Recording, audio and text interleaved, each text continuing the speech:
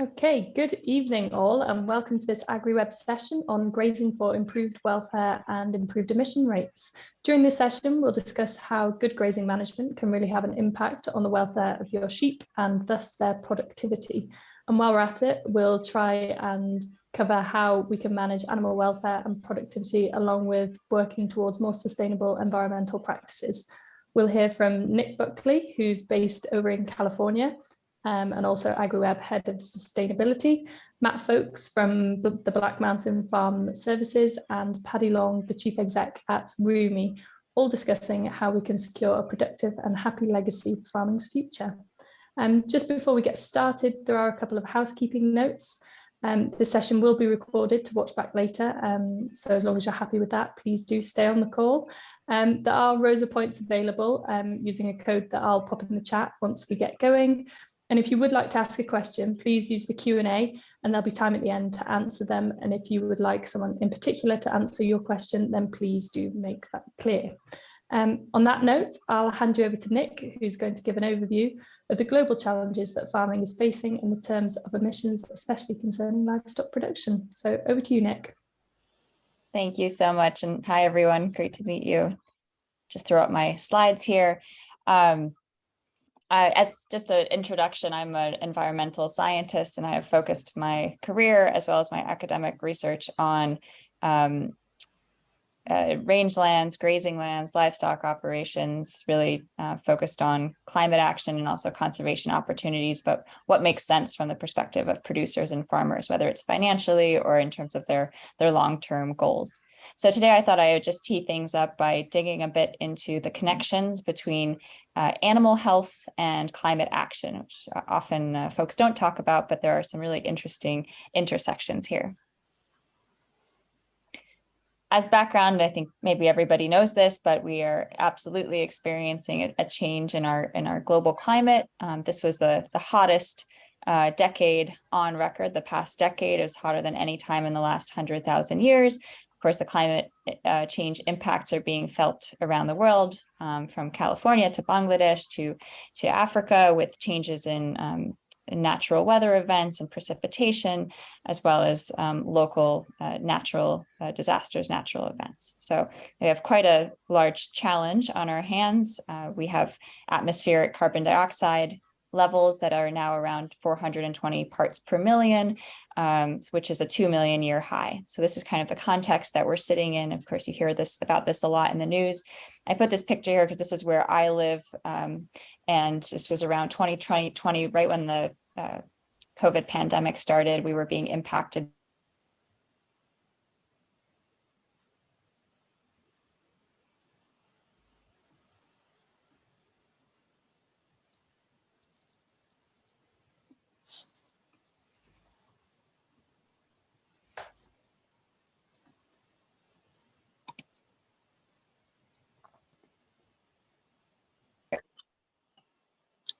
Nic, are you back with us? I am here, yep. Yeah. Sorry, we're just having a couple of technical issues. If you just bear with us, everyone.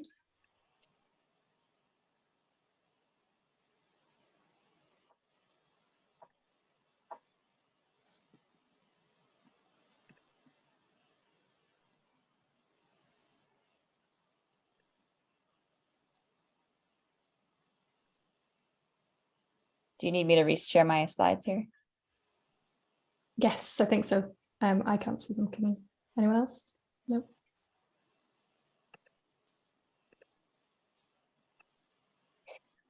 Can you see them now? Yes. Yeah. Great. So I was just saying that not only are producers being impacted by climate change, but of course, livestock are also contributing quite a bit to overall greenhouse gas emissions that are human caused or anthropogenic. So livestock today contribute about 14.5% to overall greenhouse gas emissions, and that's across all livestock types. If you look at just, say, ruminants, particularly beef and lamb production, most of those emissions are coming from methane released during the natural digestive process, during enteric fermentation in ruminants. Another source is nitrous oxide that comes from fertilizer use and also manure management. So you can see how that kind of breaks down specifically to the UK in these two images here from the Center for Innovation Excellence in Livestock, or CL. So the big challenge that we have is, how do we continue to feed 10 billion people, or as the population will reach 10 billion, without using more land, while also tackling these greenhouse gas emissions that are contributing to climate change? And I think the clearest answer on this has come from the UN, from the IPCC, which is the leading global body of scientists that are tracking climate science. And they've concluded and recommended that in order to stabilize global temperatures to 1.5 to 2 degrees Celsius above pre-industrial levels, we need to reach net zero global emissions by mid-century. So that's kind of the goal that they've put in front of us. I'm sure you've heard the term net zero before in some way or other. So I thought I'd quickly define what is net zero for clarity's sake. Net zero basically means a balancing. It's a balancing between the emissions, the greenhouse gas emissions that are released from human causes. So that's where I have anthropogenic here. This isn't having to do with natural causes, natural sources of emissions, but human-derived ones. So balancing those emissions with removal of carbon dioxide from the atmosphere through things like carbon sequestration. So if we can reach that balance by mid-century, then the leading scientists have agreed we'll be in much better shape than we are today. Now, farmers have a very central, I think, an important role to play in reaching that net zero goal in this kind of climate action. And there's two pathways for doing that at the farm level. The first is improving animal health and productivity, increasing the efficiency of livestock operations. And the second is land stewardship. So I'll dig into both a little bit here. On the animal health and productivity side, not just feed additives, which we hear a lot about, seaweed and other types of feed additives that can reduce methane emissions, but also taking a step back, just improving the quality of feed and reducing methane emissions that are associated with feed digestion in ruminants is a key solution identified for reducing our overall carbon footprint. Additionally, improving breeding and genetic selection. Improving animal health, so reducing mortality, reducing miscarriage rates, improving health in order to increase that efficiency in the system. And finally, pasture improvements, so reducing the use of fertilizer while maintaining our ability to produce forage on pasture that can support animal productivity. Then as far as land stewardship, I'm on the left-hand side, what I was speaking to is more about reducing emissions. On the right-hand side, land stewardship has mostly to do with drawing down more carbon from the atmosphere, storing it in our farm soils, and ideally improving those soil organic carbon levels. How do we do that? Totally depends on your operation, where you are, your soil type, your precipitation, but there are a number of practices that can help to improve that long-term stewardship of the land and improve soil health. These are things like rotational grazing rather than set stocking, planting herbal lays or using kind of multi-species swards on pasture. Restoring land, planting trees is what we call silvopasture. So planting trees on pasture, not reforestation, but adding trees to a landscape where appropriate, and often with added benefits through the shade they provide for animal health and weight gain. And then finally, reducing fertilizer use. So these are the two areas I think that is most helpful for farmers today to focus on as we think about net zero. And I just want to highlight this connection between improving animal productivity, what was on the left-hand side of that previous slide, and reducing emissions. So there's this really intimate connection between animal health and welfare and climate action. So to give you an example of what that looks like, if you were to plant or improve your pasture through an herb clover mixed sward, the research over the last few years has, I think, given us lots of very strong evidence that doing that can improve forage productivity, so dry matter, grass growth in summer and autumn seasons, has higher nutritional value, and improved palatability, say for use on pasture.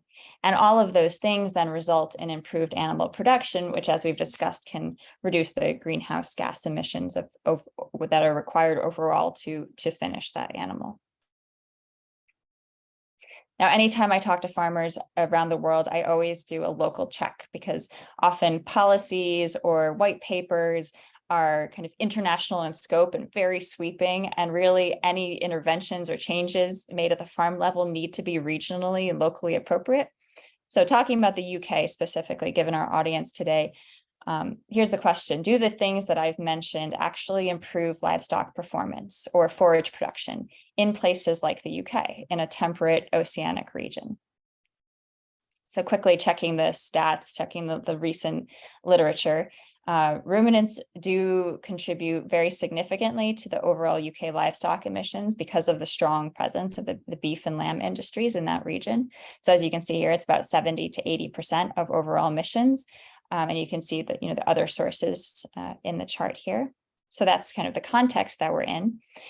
Additionally, the UK has a little bit of a different system than places like the US, where I'm based, or in Australia, because still today, most of the UK is grass finishing. It's beef and lamb.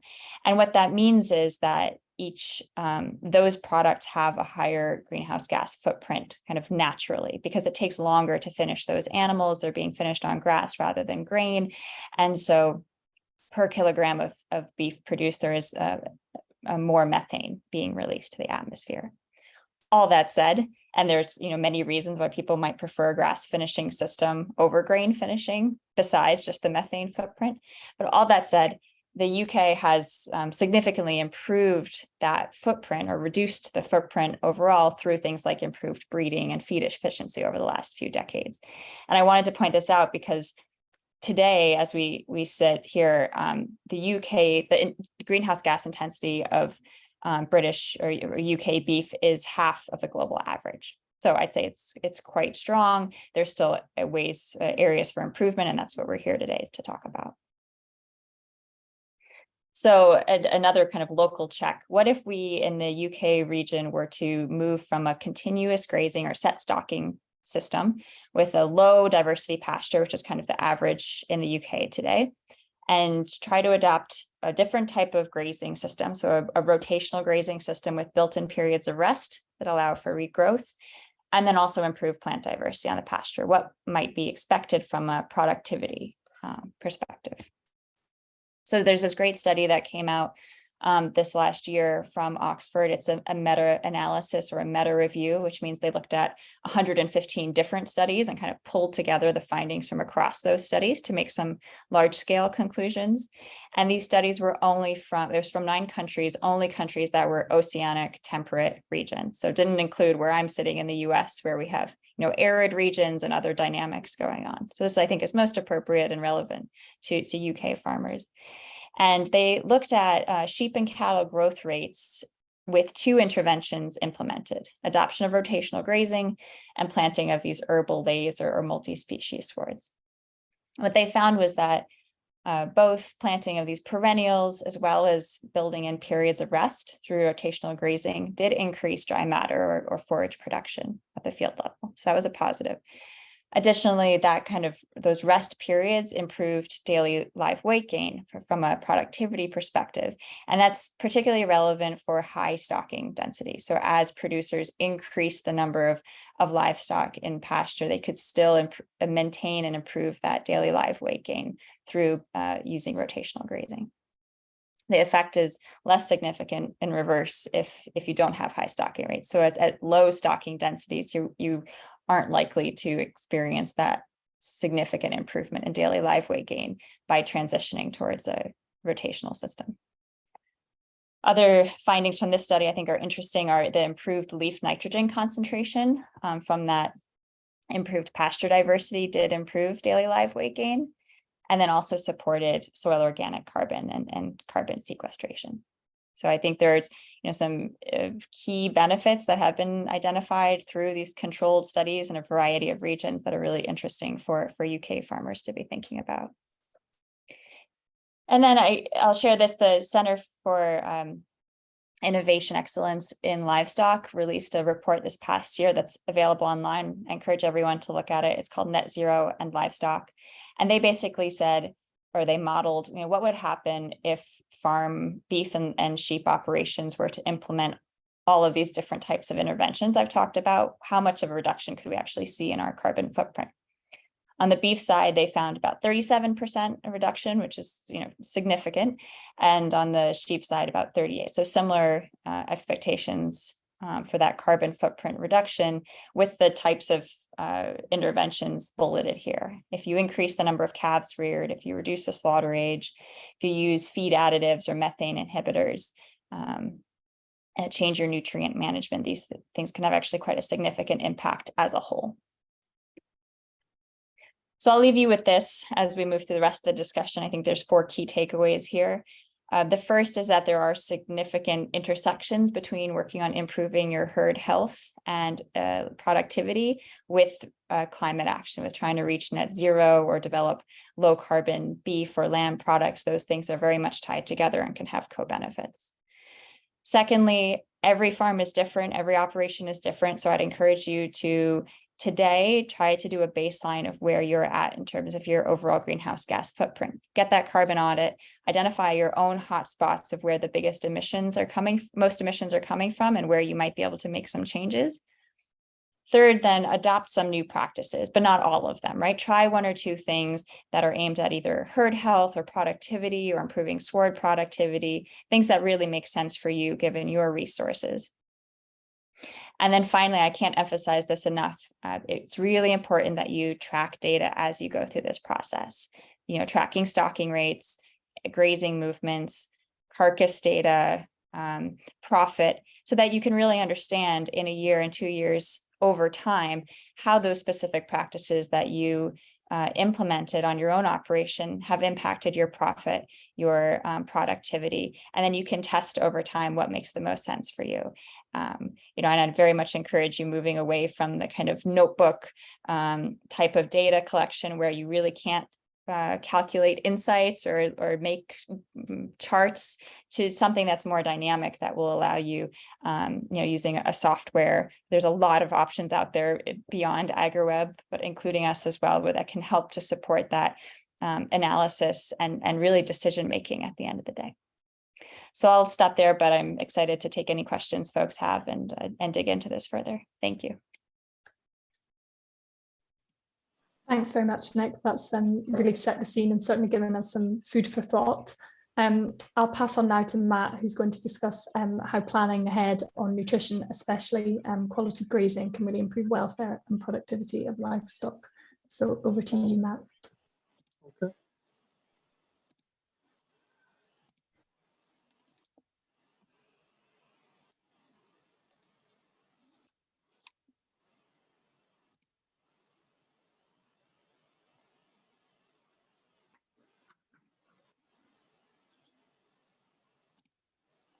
Is that visible for everyone on the call? Yeah, we can see it at this end. Yeah, so just to say, yeah, my name is Matt Foulkes, and I'm the owner director of Black Mountains Farm Services. So this is a newly established business which aims to integrate what I think are ultimately the complementary disciplines of veterinary medicine and grassland consultancy. So I myself am a vet, and I work closely with a grassland advisor who some of you may know on the call, Gareth Davis, who lives in South Wales and works throughout the UK and Ireland. So a name that might be familiar to many of you. So the points that I just want to cover, and some of them will build on some of the topics that have already been touched on by Nic, is how exactly can improving grazing management have an effect on efficiency, and give some framing of that in the climate change context and the wider debate surrounding that, and briefly touch on how our livestock enterprises might be able to, or have the potential to, positively contribute to carbon capture and storage. And then with my vet hat on, I will just address a couple of ways in which I think improved pasture management or altered pasture management might be able to influence parasite control and potentially lameness control in sheep. And finally, I'll just run over a quick example for those who are not that familiar with how you might set yourself up to have a go at rotational grazing. Just give a bit of a brief overview of how you might do that with a fairly specific example. So if we're looking for an example of how improved pasture management, and basically that comes down, translates to better nutrition, gives you better productivity. We don't really need to look much further than New Zealand. So the time scale along the bottom is about 25 years from 1990 to 2015. And you can see that over that period, we've got significant rises in lambing percentage. Obviously, these are extensive systems, so the numbers may not look that impressive to some people in the UK context, but we've got appreciable rise in both lambing percentage and carcass weight over that time, and the reciprocal arrangement where we've got reduction in greenhouse gas emission, in this case methane per kilogram of carcass weight. So how have they done this? Principally, it's by widespread implementation of rotational grazing and sward improvement. So as Nic had already mentioned, including legumes in the mix, and to an extent some herb as well.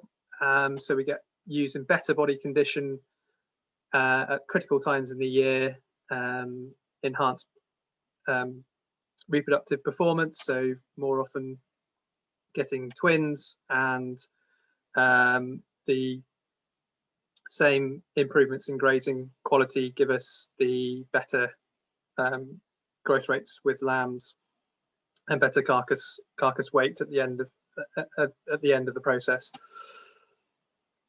And across that, so this is a slightly wider data analysis, but in that approximate time frame since 1990, we've seen, or New Zealand has seen, their ewe numbers fall by about 54%, and lamb production only fall by about 8% across that same time frame. But there has been something in the order of a 30% reduction in emissions of methane and nitrous oxide. So some quite impressive benefits in terms of climate change and greenhouse gas emissions there.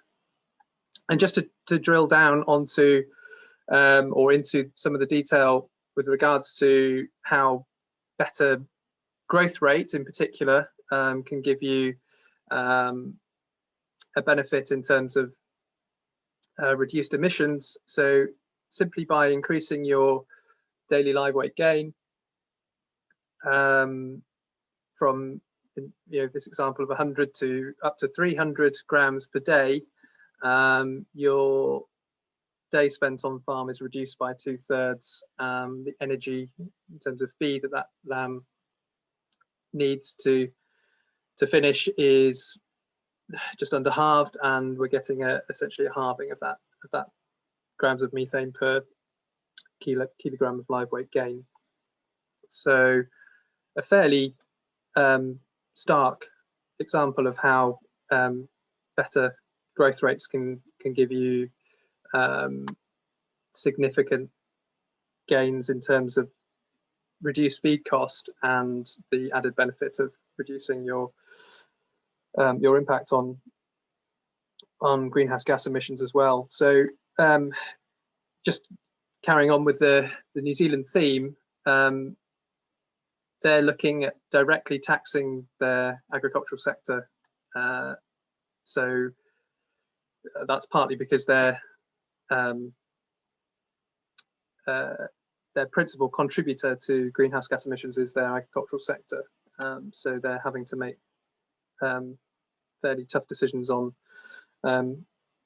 how they make good of their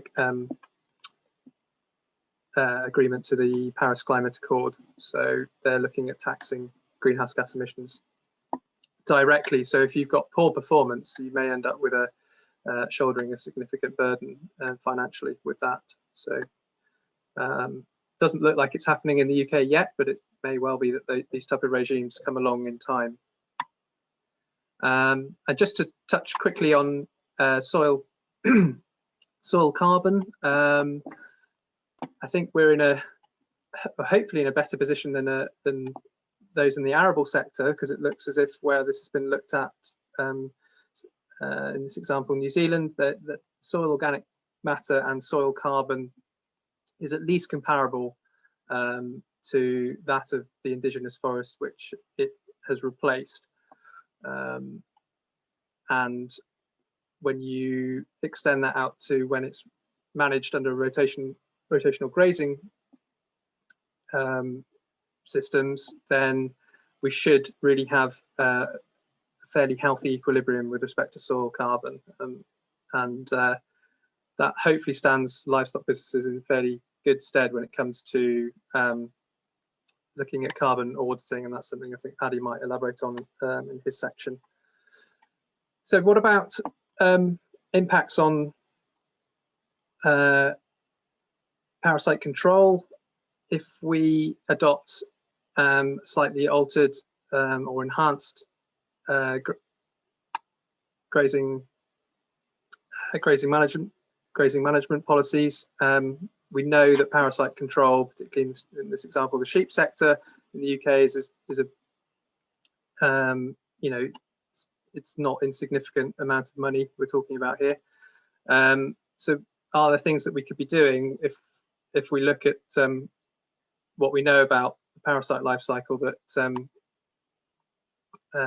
mean that we can almost end up avoiding the problem, or at least limiting the effect to which it might have on the animals that we're trying to raise on that pasture. So in the normal sequence of events, if this pasture was grazed by sheep the year before, we have an overwintering of the larval stage, which in combination with the parasites that end up overwintering inside the animal, so the dormancy phase, which occurs in most of these parasite species, the immunosuppression of the pregnancy allows for the parasite to start to replicate in the pregnant animal, and then you get this amplification and subsequent larval contamination of pasture to the scale of that you can see here with the graphic.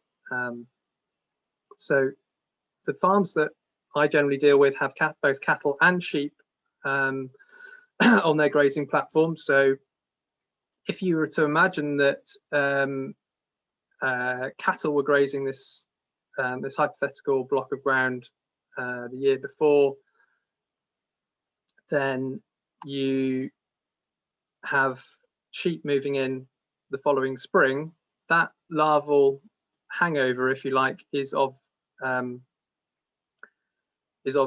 cattle parasite origin. So the parasites which affect cattle and sheep are species specific. So the principal parasites which cause disease in cattle do not cause disease in sheep, and vice versa. There are some notable exceptions to this, but it's probably best to just talk about the ones that are the species specific at this point. So if you had cattle the year before, sheep coming in this spring, so it's only those parasites which have hitched a ride in the ewe through winter, which contribute to the contamination of the pasture through the early part of spring, and you will hopefully in this scenario have a decreased amplification of those parasite numbers on pasture, just because you have not got the larval contribution from the year before, because cattle have been used to effectively clean that pasture ahead of the sheep.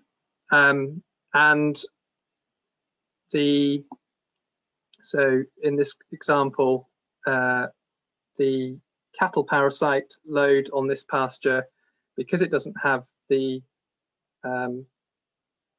the host, the cow as the host, present, it doesn't have the opportunity to amplify in number. So it's only those larvae that emerge from winter that contribute to larval contamination through the next season. So how does this offer us an opportunity to benefit from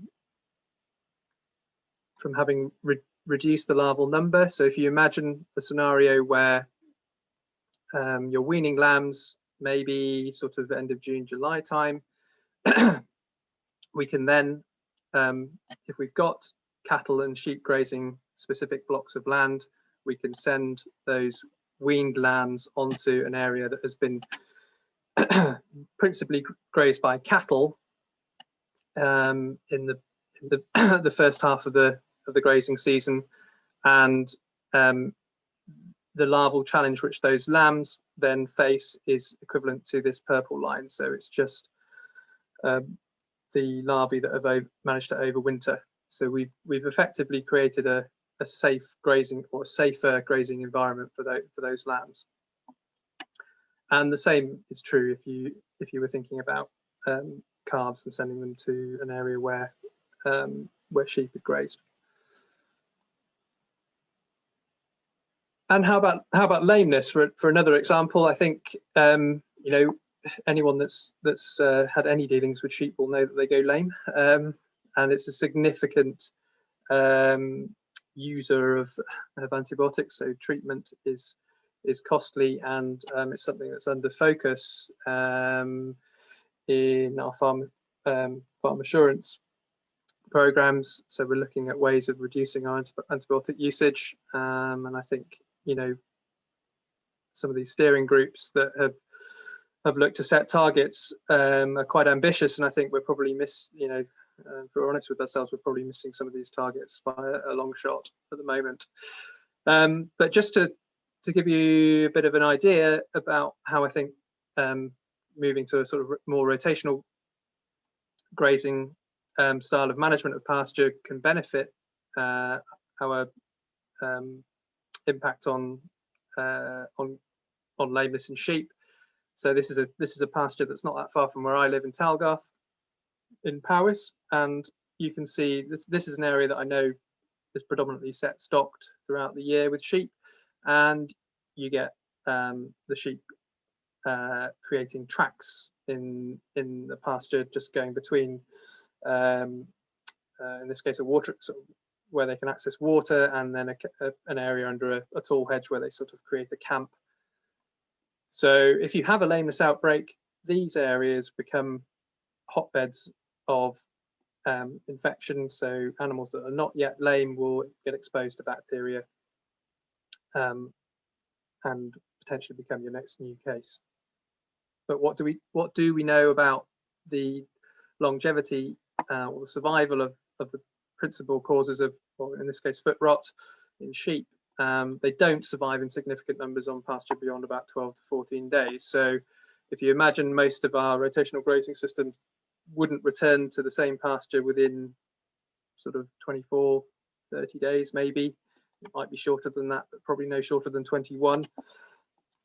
Then we're immediately alleviating some pressure in this system. And obviously there are other components to good lameness control, which will be familiar to many on the call, I'm sure. But I think that's another obvious benefit that I can see from adopting a slightly different strategy in terms of pasture management. And I just, as I said before, anyone that isn't that familiar with how you might go about implementing a rotational grazing system, I'll just run through a quick example.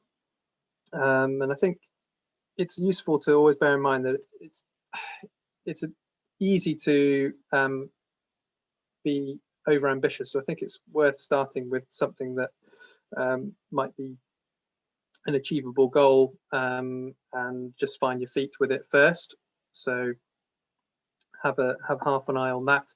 So the first thing is to establish our type of stock we're dealing with and a weight, and we can either estimate that or have, if we've got access to weigh data, that's grand. We can use that instead.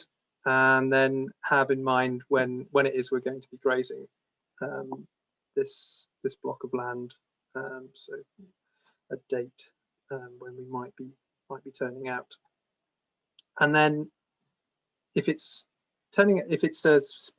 intended for spring grazing, which you know, a lot of these systems are intended to take advantage of, then we need to ensure that there's been a suitable rest period for us to accumulate a grass cover that we can carry into that spring period, because grass growth is extremely slow through winter, if you know, down to a sort of negligible level. So if you graze it, it's not going to grow back until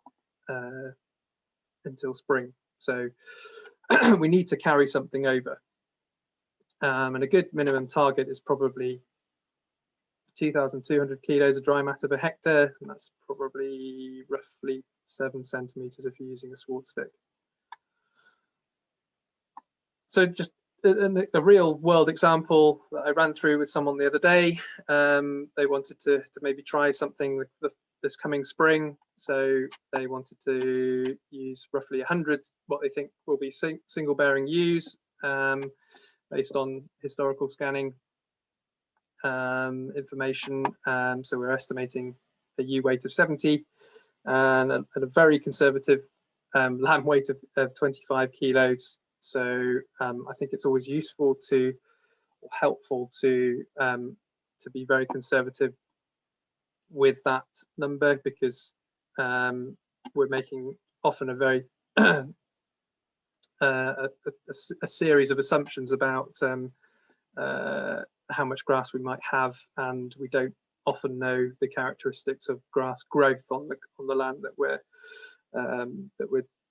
planning to use. So it might be that it's not as productive as we might hope.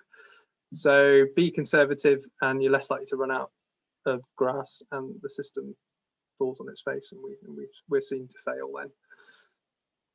then. So this particular example, we're not that confident that we can build a cover due to the stresses and strains of the growing season that we've had with the drought. So we've had a fairly conservative carryover of 2,100 kilos dry matter per hectare, and we can make some confirmatory measurements maybe closer to the time. So we need then to work out a demand for those animals that we're trying to accommodate, and so we combine the weight of the lamb and the ewe and then multiply it up, and then this 0.03 is a 3% of body weight, which is what we require for lactating animal or a growing animal. So that's a daily demand of 285 kilos dry matter, and then our available cover is 600 kilos of dry matter per hectare. So we don't want to graze the plant down to 0. We want it to regrow in a timely manner. So we take it down to this this figure of 1,500 rather than all the way down. So that gives us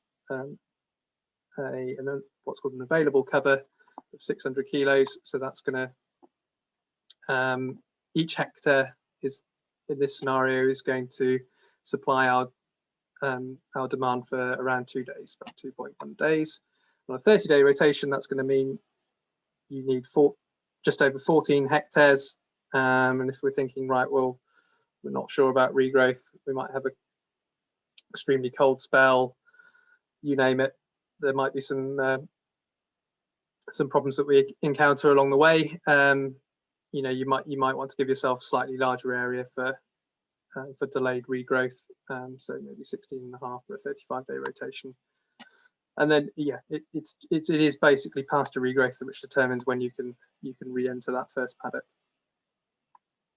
And yeah, just to reiterate, long rest period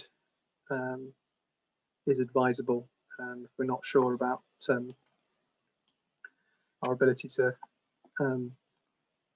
carry grass over. And then, you know, this is using AgriWebb.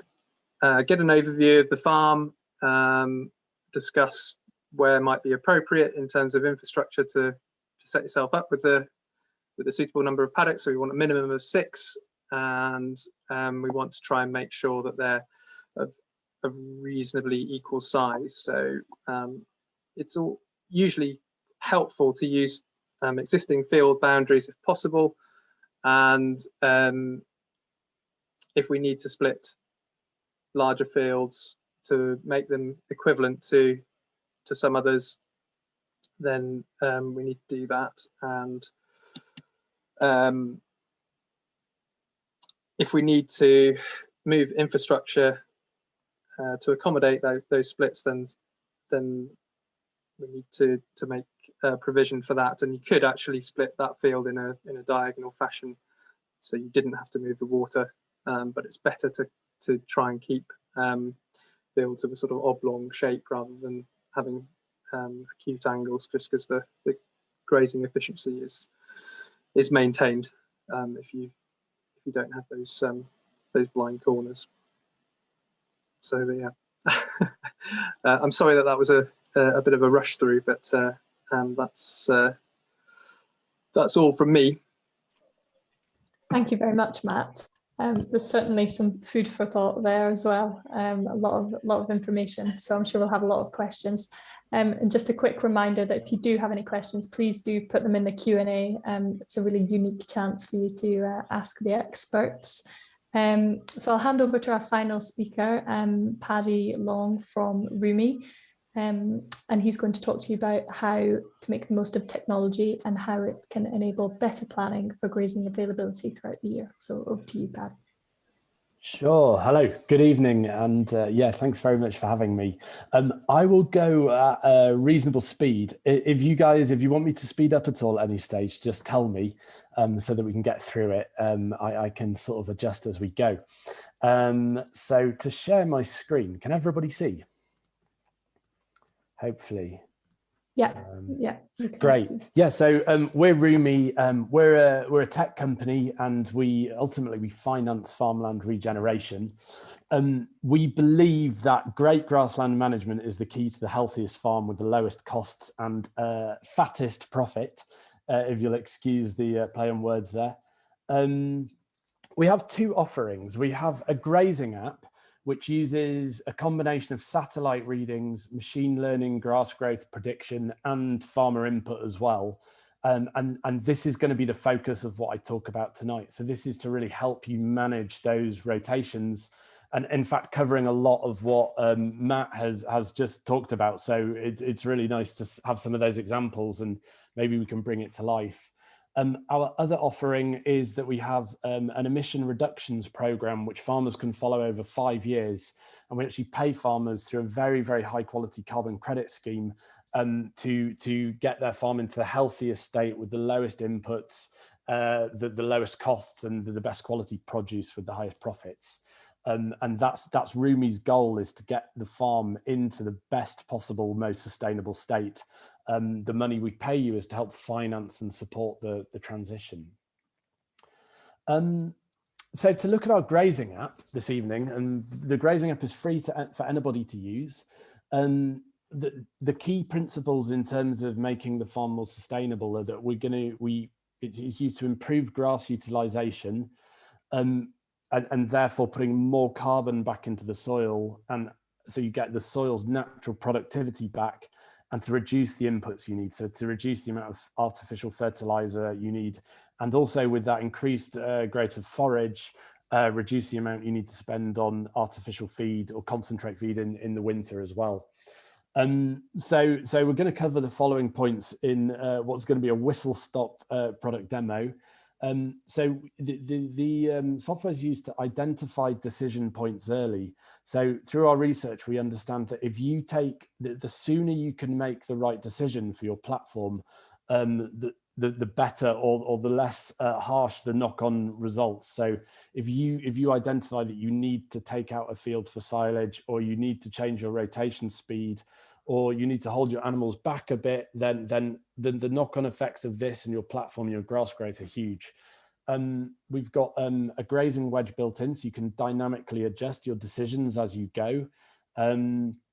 We'll cover how to avoid overgrazing to maximize that recovery. So you're always protecting the living root and a bit of the plant above surface level, around 1500, as Matt mentioned. And then also extend the growing season. So you're reducing the amount of time animals need to be in a shed, that they need concentrate feed, that you've got fossil fuels powering up the shed. And then, of course, increasing your winter forage. So I'm going to jump very quickly into the product. Can everybody still see my screen? Hopefully, yes. So here's a farm we've got. This is the dashboard view. So you can actually see all of your fields at a glance with their covers. So we encourage farmers to get out, drive around, observe your farm, of course, but you've actually got everything in one dashboard here and visible. You can hover over your fields to see the cover readings. So, you know, this time of year between 2000, 1000, not really high covers that you might have in springtime, but, you know, maybe 3000 highest. On the sidebar here, we tried to make the app as simple as possible. You've got your farm average farm cover, total cover average. So at this time of year, 2200. And also your growth rate, so 24 kilograms of dry matter per hectare per day. Why are we showing these? These are your kind of seasonal indicators. So you can use your average farm cover to sort of judge, is it a good time to turn the animals in for winter, or can I keep them out a bit longer? So it just gives you that precision control over turn in, turn out. And of course, the growth rate helps you do that as well. It helps you judge how much grass recovery time is needed in the rotations. Below that, you've got your animal groups. So we've got a combination of cows and lambs on this farm. You can have, with Ruumi, you can have as many animal groups as you want. And then below that, any fields assigned to silage. So if I click on any one of these fields, it will tell me, it knows that this field is assigned to growing cattle. In fact, let's go to one of the fields assigned to sheep. Of course, that's a much better idea. So it knows that this field is assigned to my ewe lambs, and that I've got 247 kilograms of dry matter available. It knows that means I've got 12 hours of grazing time ahead, given the current dry matter amount. That doesn't account for the amount the grass is going to grow in that time. And also, if I want to override that measurement at all, because I think as a farmer, my eyes are a bit more accurate, I can also put in a more accurate measurement there as well. So with overgrazing, I'm just going to show you another field. If you go below your limit, like that 1500 that Matt was mentioning, then we give you a warning that it's overgrazed. So I've just got an example in a different group here. And in that case, you can say, oh, well, it's actually time to move my animals to the next field now. So you click on the next field, you can go move animals here, and then that field can start its recovery process. I'm gonna go a bit into the decision-making process once I've given you kind of a tour of how it's working, but for each animal group, we let you put in quite an accurate demand. And I'm going to go back to the ewe lambs. So here you can have as many stock classes as you want. We've got one here. You can put in the stock class name here. The number, so 35, the average weight of the animal, which is 35 kilograms, the number of animals, and then you can go by kilograms of dry matter per day that you want their intake to be, and it will also show you what that means as a percentage body weight. It's actually designed to do both, because we have some dairy farmers who are not looking at daily live weight gain necessarily, but they're looking at, you know, a constant input of dry matter. So so you can control your demand really accurately. And if you've got sheep and cows together, if you've got ewes and lambs together, you can put those multiple stock classes in the same group and it will calculate the overall demand. you can then choose which fields you want to be allocated to that rotation. So here you see that all the fields with an orange boundary are assigned to that animal group. So what's the powerful decision-making tool, I hear you ask? I imagine a lot of you are familiar with a grazing wedge already. And it's here where you can control your residual. So as a default, we have it, I think we even have it at 1700. If you're grazing sheep, you might want that residual to be, you know, lower at 900. But this time of year, you can get away with it. 1500 is good. You can control your rotation length.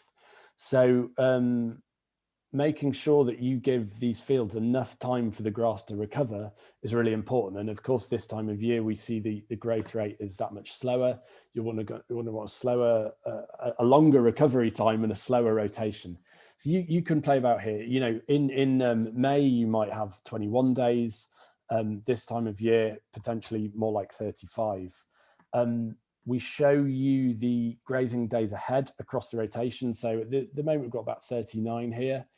And you can see that the demand is just ever so slightly higher than the growth rate, which is quite normal. Now, if you're going to manage, you might decide, you know what, actually, I'm going to take a field out for silage. This might be a slightly different time of year. Then you just click on that on the field you want, move it to silage, and the wedge will automatically readjust. If you want to add a field back in, you can just click on the field you want, and you can add those fields back in. So you can continuously keep your eye on your grazing wedge as the season progresses to add fields back in. I'm actually going to add it back in through the map view here. There's various ways of doing things, and going to go back to ewe-lambs. That field is now assigned again, so it's given the color orange. So I think there are two main points with using the grazing wedge as your decision tool. One is you can decide, okay, if your blue line is your demand, so you can actually, it's looking quite good now. You can decide, actually, I'm going to delay these, the move to the next field, and I'm going to maybe put some hay bales out because the grass needs more time to recover. Or if your growth rate is exceeding the demand, then you can start saying, I'm going to take fields out for silage. It's a good time to cut early before the grass becomes too fibrous and loses its nutrition and things like this. So it's really powerful. And just to finish off with, we obviously allocating the right kind of field area and the right field shape to your group is important as well. You can add new fields really easily.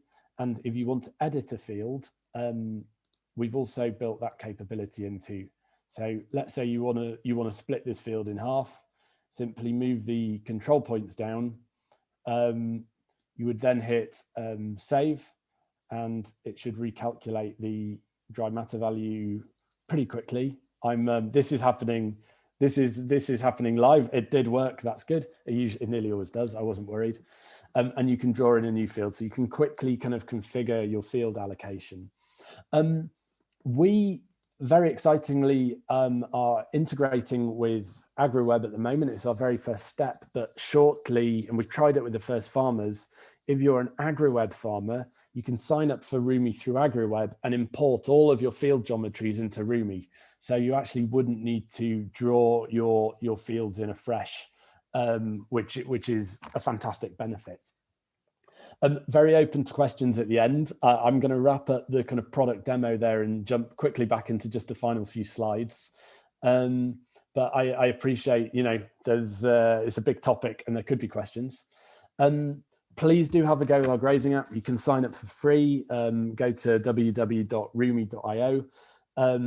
It's a web app, so it's responsive. It shows on your phone. We also have an Android and iPhone app. It doesn't have as much functionality. It's more of a pocket companion, but those are also free to use. So please do go ahead.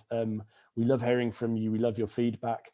You can see in that image there, actually, where a farmer is resowing some herbal leys as part of our emission reduction program. So that's a big thing, is encouraging people to do that. So you can actually see that we pick up like when a field has been ploughed and things like that. with the satellite. If you did want to join our emission reduction program or carbon program, if you like, again, you know, the Grazing app is included. We're evolving it the whole time. There's a step-by-step implementation guide. We do physical soil samples with agricarbon at the beginning and end of a 5-year period. That's included. We're working with the best grazing consultants. James Daniel of Precision Grazing is part of our team. We work with Liz Jennifer, Lupo Diepenbroek. We actually have a business model, which means you can earn money from reducing your emissions as well. We're going to finance the change. And most importantly, we have a real person on the help desk. You've even got my phone number there, but we can guarantee you'll always be speaking to a real person. Again, we're collaborating very closely with AgriWebb at the moment. More news on that soon. We'll keep you posted. And yeah, thanks for listening. Here are our details. Please get in touch anytime. Thank you.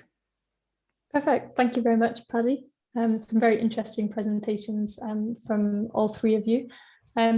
We've got a couple of questions in the chat, and I think I'll hand over to Nic for our first question, which was about the Ruumi and AgriWebb integration of their apps.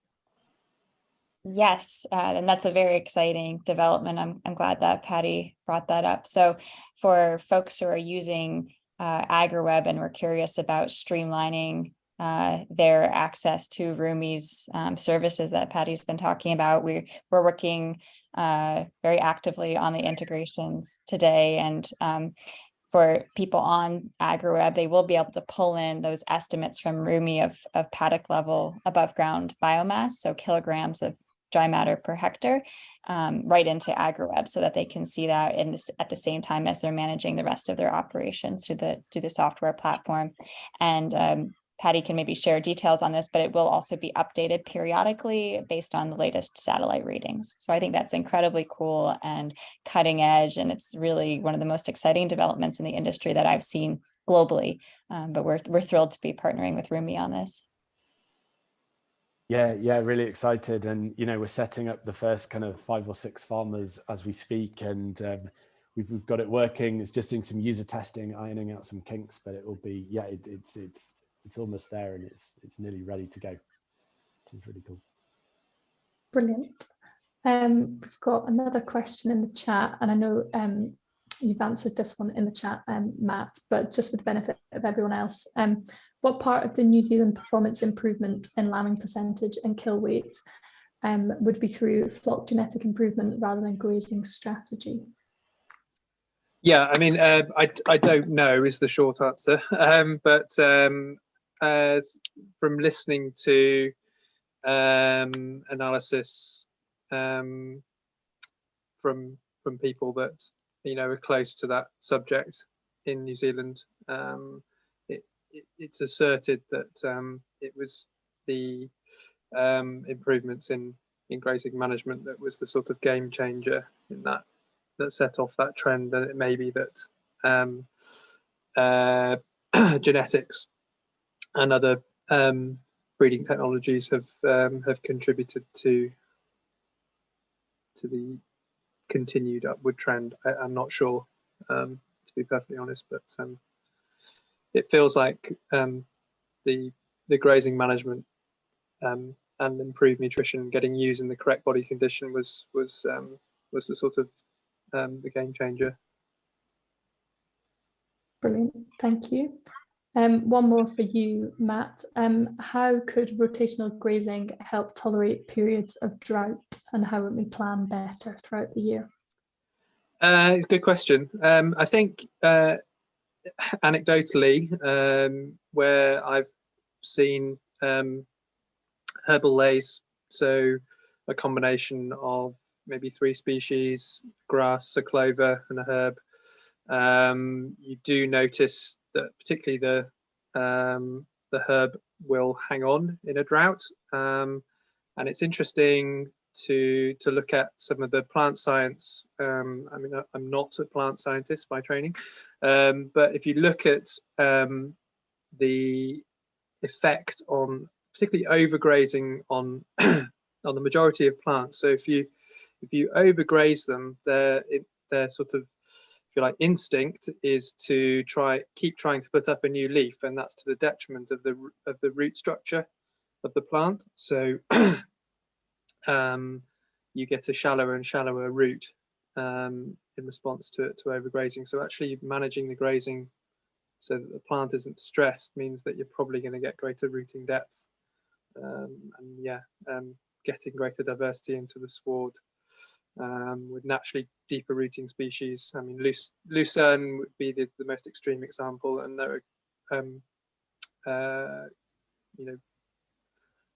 examples in New Zealand where they've got a much drier climate where lucerne is sort of used in a monoculture because nothing else will grow in the dry climate there, but they can still get good performance with just that one species in that dry climate. So yeah. Absolutely. May I just add to that, which is that so with rotational grazing, we believe that with maintaining the living root in the soil, you're putting a lot more soil carbon back into the soil and you're improving the crumb structure.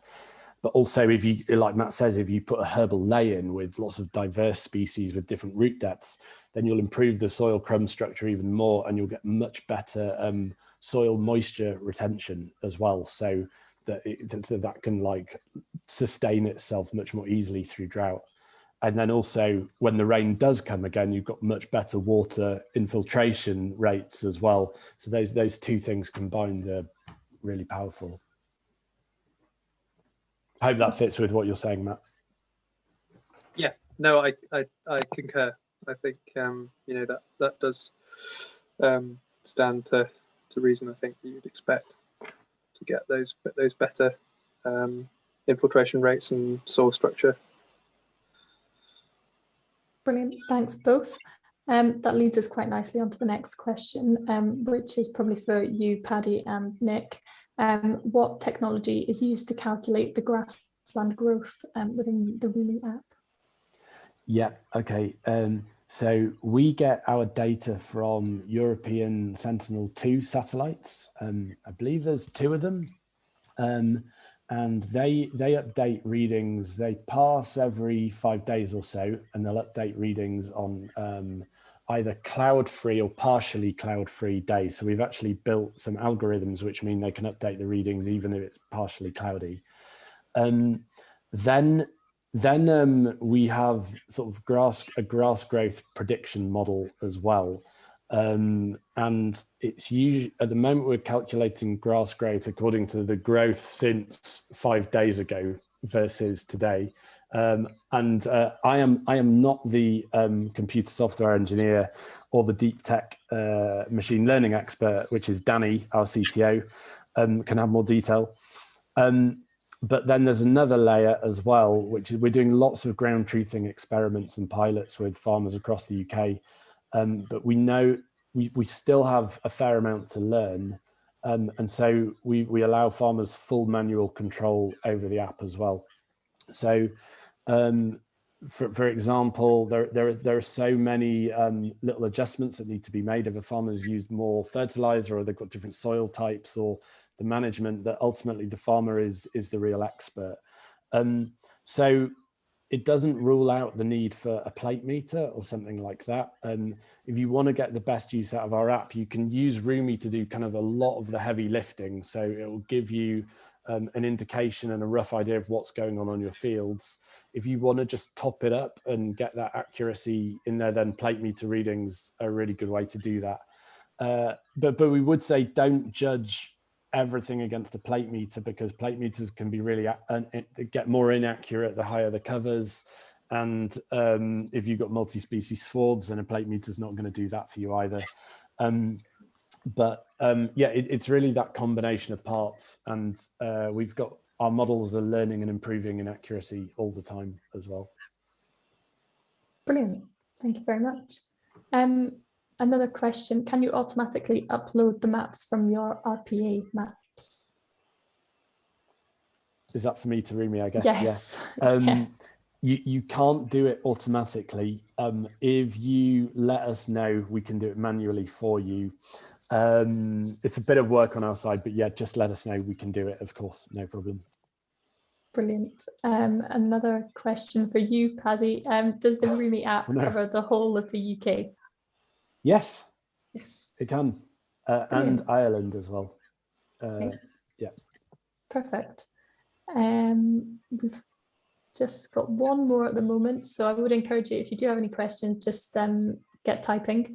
I think this one is probably more for you, Nic. They're asking what are the main outcomes of a carbon audit and how might it improve productivity on farm? That's a great question. I think there's kind of two categories of outcomes. One is for the farmer themselves, and the other is for the purposes of sharing data externally to kind of prove your footprint, your sustainability, your practice changes.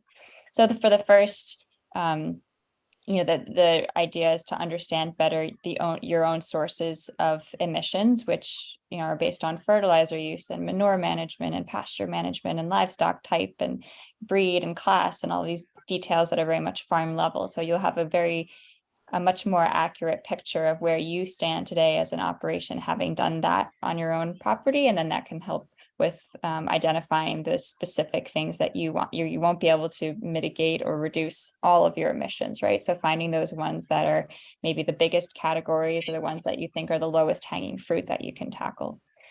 The second outcome is a lot of increasingly corporate programs, carbon offset or now insetting programs, even like biodiversity credits, they all are requiring more and more farm level data. So transparent data about the farm level footprint. And that's really different from 5 years ago or 10 years ago, where we had industry averages being used by meat companies, by grocery retailers to estimate what their own emissions footprints are. Now they're really, from their investors and shareholders, putting pressure down on these companies to get real data. They're increasingly looking for farm level data. So to the extent that farmers can collect those data, do a footprint, and be able to provide them to a company whose supply chain they're selling into, they can then access, for instance, premiums per kilogram of meat sold for for having had that data. So I think that's a kind of second outcome that will more and more now be an opportunity for producers across the UK and elsewhere. Perfect. Thank you very much. At the moment, we don't have any more questions coming in, so I think in the interest of time, we'll wrap it up there. But if anyone does have any more questions unanswered, I'm sure that the AgriWebb team, along with our panelists, would be more than happy to answer them offline. I'd just like to say a huge thank you on behalf of AgriWebb and the NSA for your attendance and your engagement through the session. And a huge thank you to all our speakers tonight. And again, if you would like to find out more, please do get in touch directly with AgriWebb or Nic, Matt and Paddy, who I'm sure would be more than happy to answer your questions. And as you've seen, I've got a huge wealth of knowledge to share. So thank you very much, everyone. Cool. Thank you.